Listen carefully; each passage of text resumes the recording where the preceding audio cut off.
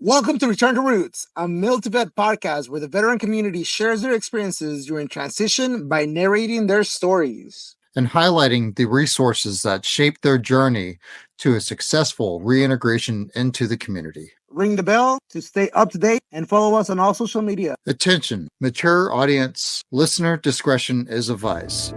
Now, let's proceed with the episode.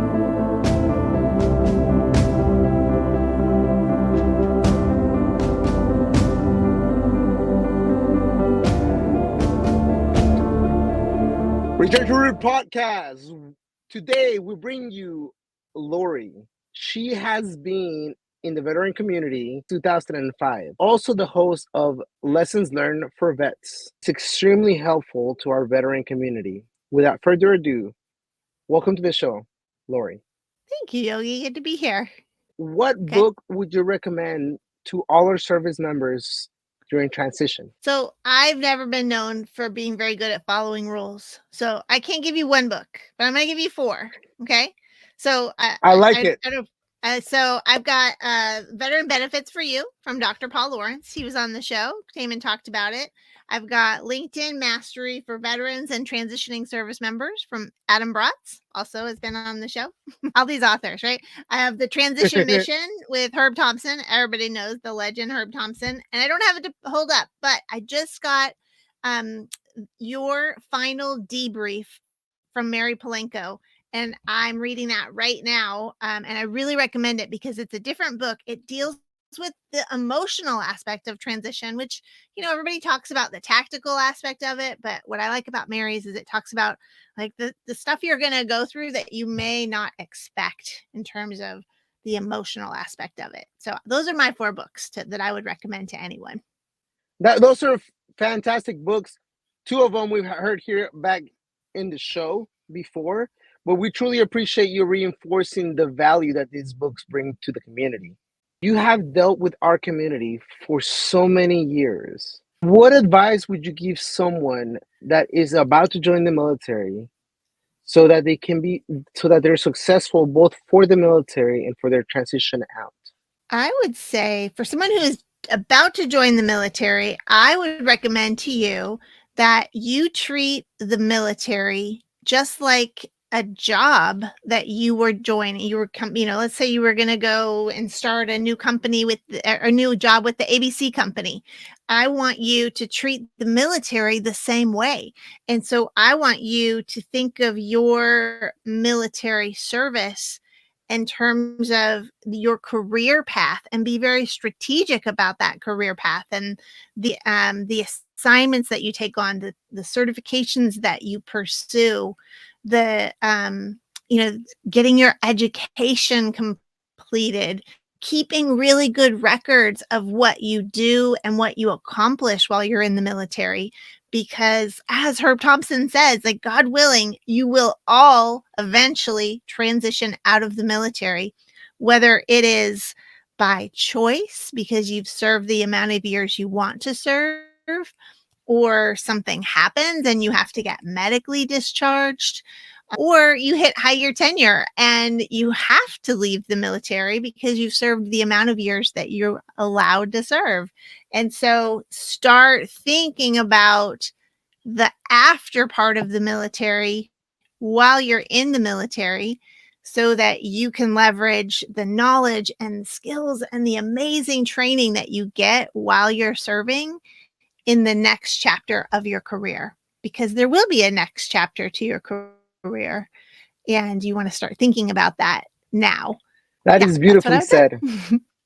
That is beautiful. I was, as preparing to the show, right? We have to do our homework. And I have listened to your podcast many times before, but I decided to go all the way to the beginning, to your origin, right? Oh, no. And the first person that you interviewed, they mentioned the same thing, right? About being able to prepare. And I think one of our biggest mistakes is not taking the military as something that's going to end, right? We always feel like it's going to be there forever. And Even though we might be at times upset with the military, we always know that we know that there's always going to be an ending, but we always feel like it's going to be, well, I can push it off, kick the can down the road, and it Yep. just creates this thing. So I love that. With So that, far in the right? future, right? And so, Right. mhm. And then when it gets here, when it's at your doorstep, you're like, oh, now I need to be proactive and do all these things. And yeah. Yep. With that, right? What advice would you give a service member and how early so that they're successful for their transition, their reintegration, and their life after the military? If I had my way, we would integrate career path planning into annual education for every service member. And I think like once you hit that, at least that 4-year mark, that should become a regular part of your annual education. And so that I don't do that to say like, okay, let's just get people to serve 4 years and then get out. No, I want those 20-year veterans to look back on the last 16 years and have these records of everything they've done and to start translating them and start thinking about how they want to leverage them in their next career. So in a perfect world, we would integrate career services training and career path planning every single year at least the 4-year mark forward for every service member out there. Because as you said, it will come to an end. And it seems so far away at 4 years when you're thinking, oh, I'm going to serve 32 years. I'm going to become an E9 and I'm going to serve as long as they'll let me. It seems so far away, but it's happening. It's coming, whether you like it or not. And so why not start preparing? And, I think one of the biggest complaints that everybody has is that the military spends far less time preparing you to become a civilian again than obviously they've spent on training you to become a service member from a civilian. And so by integrating this annually, it's starting to get it in your mind and you start thinking about it every single year so that you're getting yourself prepared for that eventuality. Like, why don't we take that military decision-making process, that military planning process, and implement it in our career path planning so that we're all ready for that second career after military service? So that's my goal, is like, I want to start way back when, but that's not happening today. So at a minimum, I say 18 to 24 months before you separate, before you retire. You need to start planning that process. And really that first 6 to 12 months is an exploration process, like figuring out what you want to do next. What job are you going to be targeting? And anybody that's listened to my show knows that I say the word focus at least once every episode because it's so important. Until you know what your post-military career focus is, the whole transition process is very daunting and difficult. What goes on your resume? What do I put on my LinkedIn?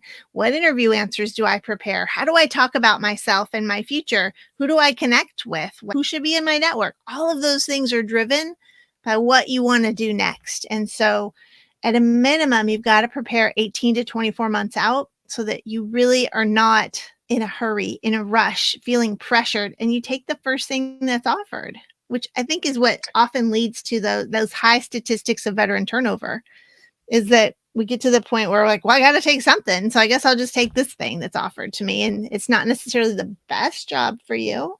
And so you get in it and you're like, okay, I can do more than this. And so you go out and look around and figure out, okay, how to job hunt. But let's stop that trend and get you ready so that you're very focused and targeted in your job search by preparing well in advance. And I plan on going to college. What would you tell to that junior service member? And that's their answer, right? For what? What do you want to go to college for? Right? Well, I'll figure it out when I get there.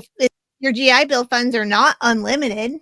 And so, I know you have like a finite amount of funds. I just graduated a kid from college. My oldest daughter just graduated from college, and it took her 4.5 years. And that last semester, she was on a full tuition scholarship for 4 years. Guess who had to pay for that last semester?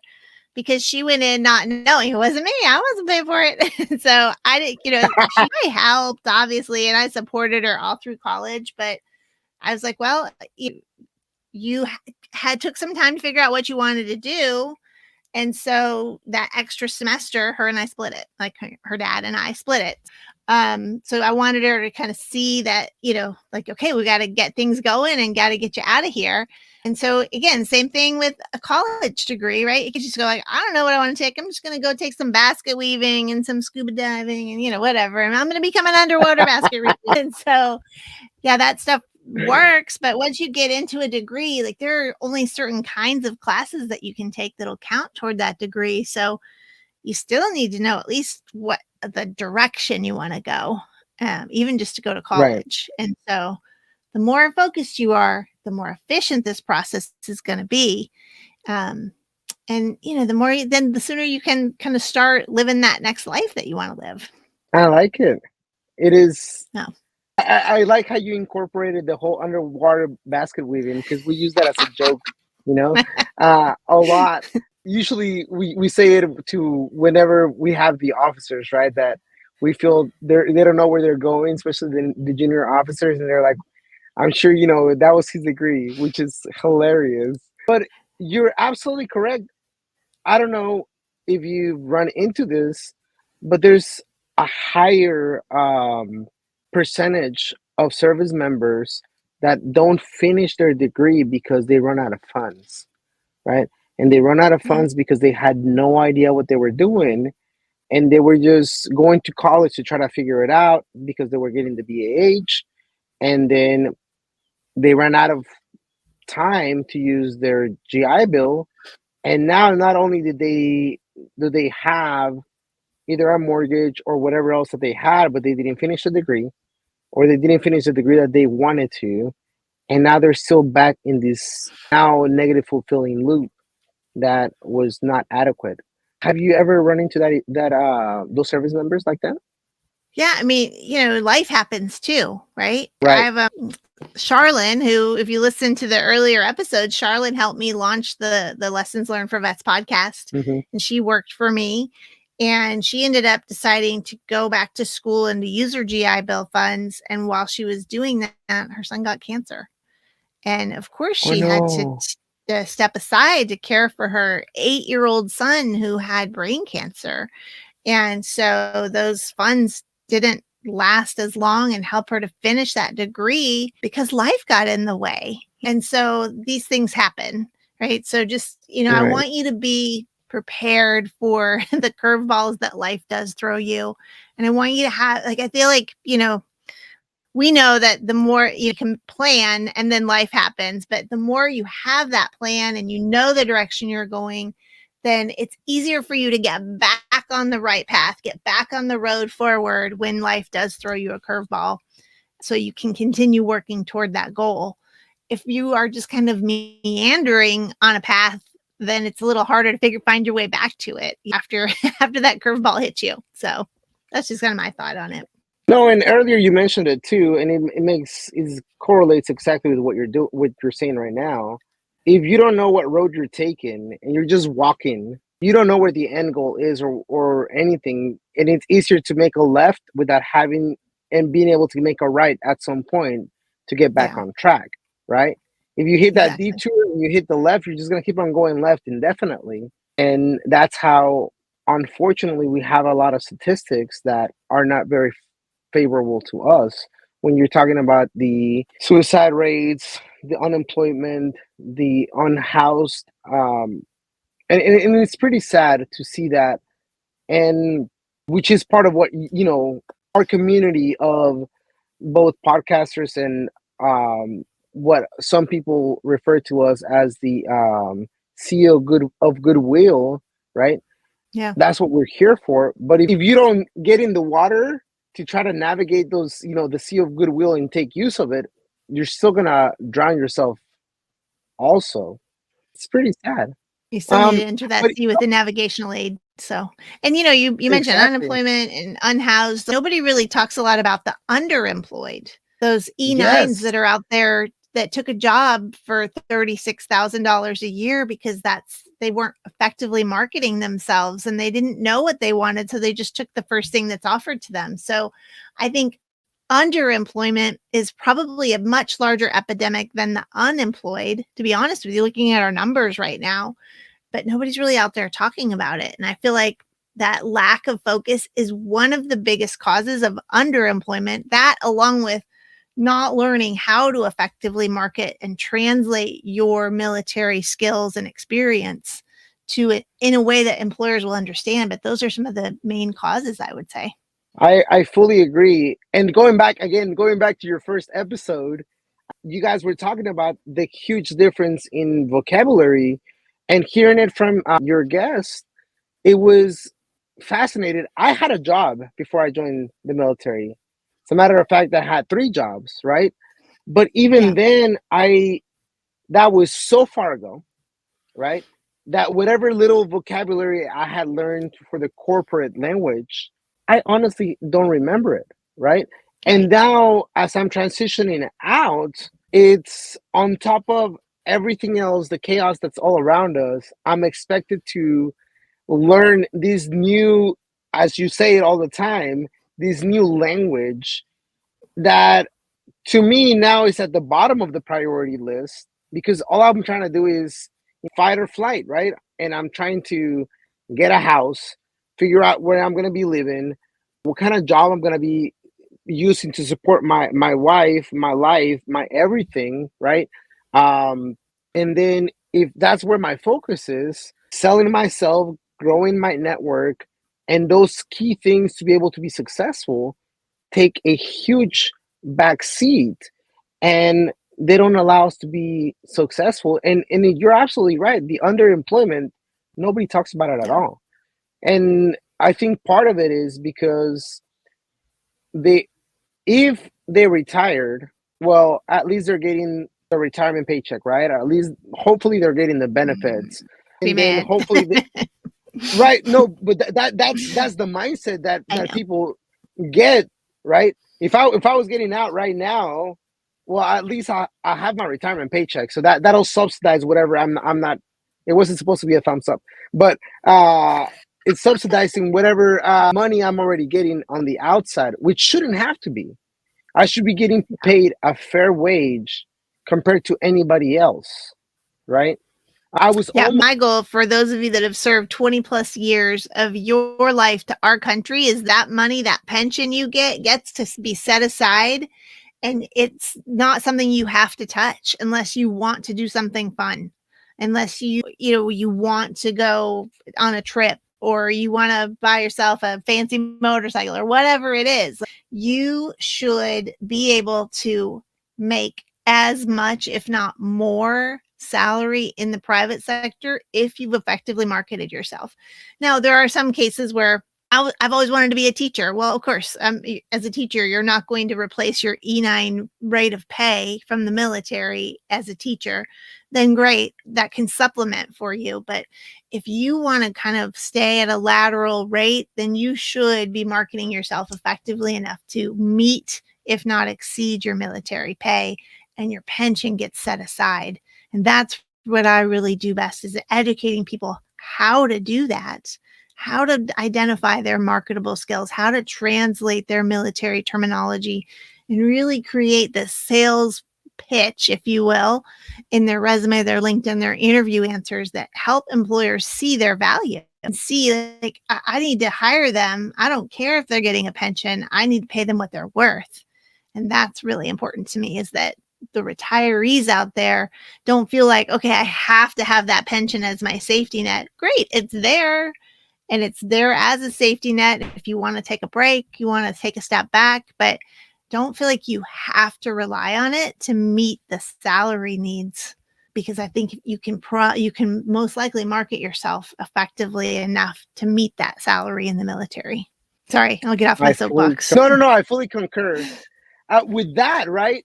What led you to become an advocate for the veteran community? How did you get started into any of all this? Yeah, I don't have like this Batman origin story or anything, but I'm the daughter of a veteran. So I am the daughter of a veteran. I am the daughter-in-law and sister-in-law of veterans. And so, the military service, I'm the granddaughter of a veteran. So the military service has always been in my family. But to be honest with you, I live 2 miles-ish from Luke Air Force Base. And I love to teach job searching skills. And I was doing it for Maricopa County.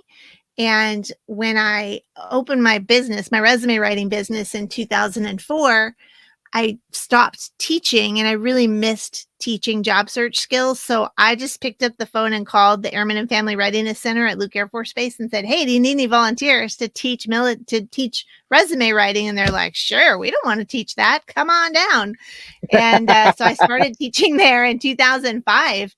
And it really just been educating veterans since then through a lot of volunteer work. And I found I have a marketing background, so I really understand strategic marketing. And so people ask me, like, how did you, because I call myself bilingual, I speak military, and I just learned it from asking a lot of questions and listening and thinking strategically of like, okay, so you are a bosun's mate, and that means this, and here's where you want to go, and here's where I think the skills fit, and let's change the language. That's just how I started doing it. And when I saw the light bulbs going off over the heads of the veterans in my classroom, and I started, I still remember there's a Marine, and he was on the show. His name is John Axtell, and he was in what was his background? So he was, I believe that he was infantry, or not infantry because that's Army, but he was out in the field basically. And then he went into recruiting, and he thought he was going to have to become a cop. He's like, "I think the only thing I can do is be a cop." And I was like, "No, you have so many options in front of you. Let's look at your entire career. Even if you hadn't been a recruiter, you know how to do more than enforce the law and provide security and do patrols. Let's talk about your leadership. Let's talk about your communication. Let's talk about your strategic planning." And he's like, "You mean I don't have to become a police officer? Because I really don't want to." And I was like, "Nope, you sure don't."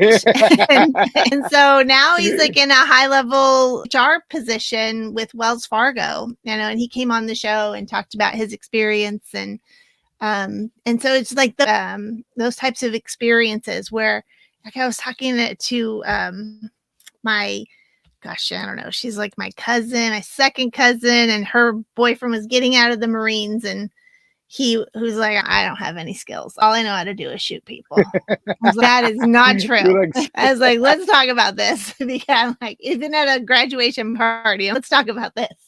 And so I just have always had the ability to help people see the value of their military skills, their military experience, their service, and then help them translate that and go in a different direction. So what drives me is just those emails that I get, those messages that I get from people. I just got one today. It was from a military spouse who had been in food service all her life and just decided she wanted to do something different. And I helped her move into business development.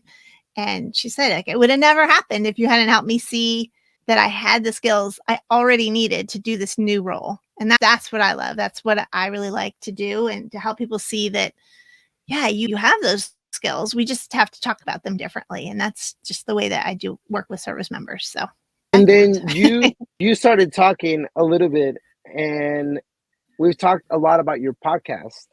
What is your podcast about? So I used to teach TAP. So I volunteered out at Luke Air Force Base from 2005. And then in 2013, the Department of Labor took over the TAP program. And they said, "Sorry, you're not going to be able to teach anymore." And I'm like, "Well, I really like teaching. So how do I get a job?" I didn't need a job. I already had way too many jobs. But I ended up working for the Department of Labor's contractor and teaching TAP at Luke, the 3-day portion of the Department of Labor TAP program from 2013 to 2016. And so when I left in 2016, I loved teaching tap. I really enjoyed that process, but it just was really time consuming.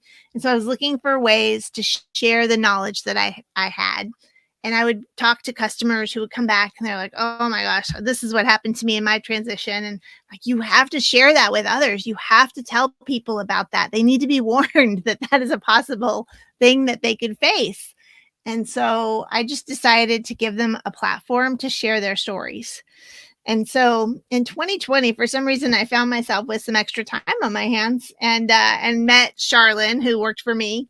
And she was really good at sound. She was a musician. And so we put our heads together and we came up with the idea of the podcast. And I call it Lessons Learned because, we always do those after action reports, the debriefs, the hot washes, right? The lessons learned.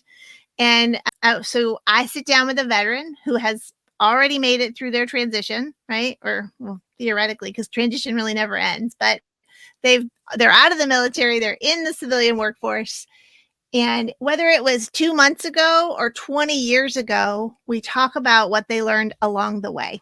What were the lessons they learned? Where did they struggle? Where did they stumble? What were the keys to their success? What would they do differently if they had the opportunity to? And they just share the knowledge that they learned the hard way, right? That school of hard knocks. And I like to think of our show as the curves ahead sign, right? So the fact that there's a sign that tells you there are curves ahead doesn't change the fact that those curves are going to happen, but it allows you to slow down and prepare for them. And that's what the purpose of our show is that allows you to slow down, think about things differently, make a plan, prepare for what might happen to you down the road, and learn from the advice of others. I've had it called, a friend of mine, Chris, calls it mentorship for introverts. And so it's like he feels like he gets mentorship from everybody, but he doesn't have to actually talk to him. So that's what the show is all about. I like that. Mentorship for introverts. I never thought about it because you're right. You actually do get so much information downloaded from being able to hear different people go through the process. But you don't have to go out there and put yourself out there and experience something like that. Wow. That's fascinating. Now with that, from every branch of the military, officers enlisted, served 2 years, served 36 years. I had Jack Tilley, I can't remember, I think he was the 12th Sergeant Major of the Army on. So yeah, it's really been a lot of fun. There's 143 episodes out there, I believe. So season 4 of the show will launch in January, I believe on January 10th. I don't know if this will probably be already be out, but yeah, I mean, we're on all the major podcast platforms. So plenty of time in your day to listen to Return to Roots and the Lessons Learned for Vets podcast. So what I like that you've done is you changed your format to also be a lot of smaller episodes, more concise too. Correct. You have a lot of episodes that are about 5 minutes. Yeah. I mean, that intent to not make it too big, but I have noticed that a lot of your episodes are easily digestible, 5 minutes, 10 minutes, something like that. I only have a couple of special ones that are mostly just me, that are the really short ones. For the most part, we try to stay in that 25 to 40 minute range.